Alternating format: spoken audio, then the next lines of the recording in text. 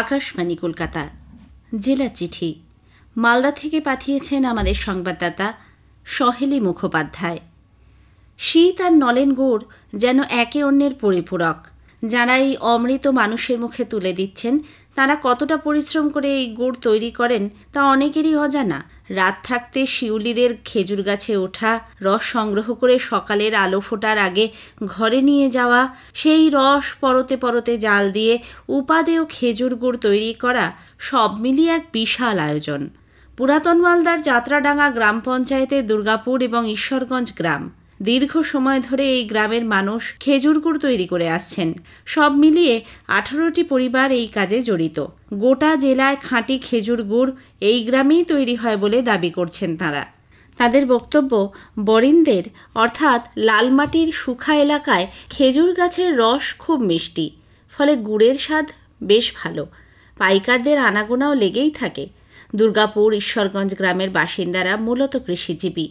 তবে শীত পড়লেই খেজুর গুড় তৈরির কাজে নেমে পড়েন তারা। অগ্রহায়ণ থেকে ফাল্গুনের শেষ পর্যন্ত তাদের নাওয়া খাওয়ার সময় থাকে না। মালদা মানেই আমের জেলা। মালদার আম জগৎ বিখ্যাত। মালদার আমের সঙ্গেই এবার পাল্লা দিচ্ছে সীমান্ত এলাকার মনোহরা মিষ্টি। ক্ষীর, নারকেল, চিনি এবং এলাচের সংমিশ্রণে তৈরি এই মনোহরা মিষ্টির শুধু এপার বাংলা নয়, ওপারেও চাহিদা রয়েছে ব্যাপক। ইংরেজবাজার ব্লকের ভারত বাংলাদেশ সীমান্তবর্তী মহাদি গ্রামের এই মনোহরা মিষ্টি ভোজনরসিক মানুষের আকর্ষণ বাড়িয়েছে। তবে বাংলাদেশের অস্থির পরিস্থিতির জন্য এখন মহদীপুর সীমান্তে যাতায়াত বন্ধ। মালদা জেলা শাসকের উদ্যোগে ঐতিহাসিক পর্যটন কেন্দ্রগুলির সঙ্গে যুক্ত হতে চলেছে আরও একটি নতুন নাম। তা হল সুলতানি আমলের হামাম অর্থাৎ স্নানাগার। উল্লেখ্য, সুলতানি আমলের হামাম রয়েছে মালদার আদিনা ডিয়ার পার্কের প্রবেশপথের পাশে পিকনিক স্পট সংলগ্ন এলাকায়, যা এতদিন ঝোপ জঙ্গলে ঢেকে থাকায় লোকচক্ষুর আড়ালেই থেকে গিয়েছিল। কিন্তু মাসখানেক আগে জেলাশাসক নিতিন সিংহানিয়া পান্ডুয়ার ঐতিহাসিক পর্যটন কেন্দ্রগুলি পরিদর্শনে গিয়ে আদিনায় ঝোপ জঙ্গলে ঢাকা পড়ে থাকা সুলতানি আমলের হামামটিকে লক্ষ্য করেন। এরপরই হামাম সংস্কারের নির্দেশ দেন তিনি। জানা গেছে, আদিনায় অবস্থিত সুলতানি আমলের এই প্রাচীন হামাম সংস্কার করতে প্রায় 1.5 থেকে 2 কোটি টাকা খরচ হবে। নতুন বছরে শেষ হবে সংস্কার কাজ। নতুন রূপে আত্মপ্রকাশ করবে এই হামাম বা স্নানাগার। প্রচুর পাখি এসেছে আদিনা ফরেস্টে। পাখির টানে রাজ্যের বিভিন্ন প্রান্তের পর্যটকরা ভিড় করছেন। বন বিভাগের পক্ষ থেকে পাখিদের জন্য নিরিবিলি পরিবেশ তৈরি করা হচ্ছে। পাশাপাশি পর্যটকরাও যাতে পাখি দেখতে পান সে ব্যবস্থাও করা হচ্ছে। ইতিমধ্যেই আদিনা ফরেস্ট কর্তৃপক্ষ পাখি গণনার কাজ শেষ করেছে। জেলা বন দপ্তর সূত্রে জানা গেছে, এবছর আদিনা ফরেস্টে রেকর্ড প্রায় 13,500 পাখি এসেছে। পাখির বাসা রয়েছে মোট 4,396টি।